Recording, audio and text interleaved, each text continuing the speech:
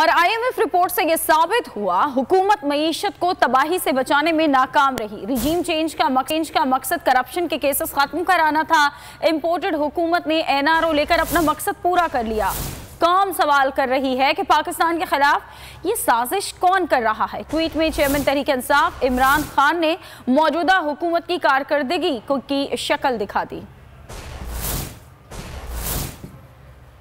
Regime change operation का मकसद corruption के केसेस खत्म कराना करार। चेयरमैन तहरीक इंसाफ इमरान खान मौजूदा हुकूमत पर बरस पड़े। हुकूमत को आईना दिखाते हुए कहा, इम्पोर्टेड हुकूमत ने एनआरओ लेकर अपने मज़मूम मकासद पूरे किए। चेयरमैन तहरीक इंसाफ ने सवाल उठाया कि कौम जानना चाहती। अगर आपको ये वीडियो पसंद आई है तो लाइक पर क्लिक करें। है पाकिस्तान के खिलाफ साजिश कौन कर रहा है। इमरान खान का ट्वीट में मजीद कहना था, इस इम्पोर्टेड हुकूमत की कोई सिमत नहीं। आज पाकिस्तान को गैर मामूली अफराते ज़र का सामना है। इमरान खान ने कहा कि पाकिस्तान में बदतरीन महंगाई से आज हर शख्स मुतासिर हो रहा है।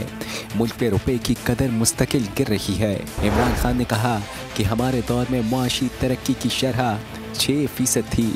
ज़राअत, तालीम और मईशत की तरक्की हो रही थी। रोजगार के मौके बढ़ रहे थे।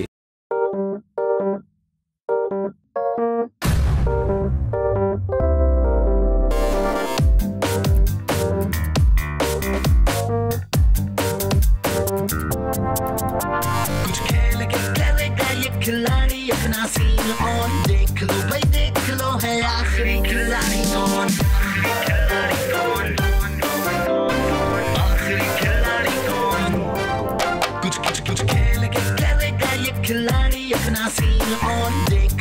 यहाँ ऐसा कुछ नहीं होगा।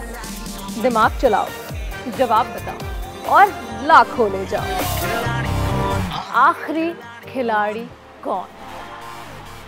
सबसे ज्यादा व्यूज, सबसे ज्यादा रील्स और सबसे ज्यादा रेटिंग के साथ बोल अब भी नंबर 1 पोजीशन पर बरकरार।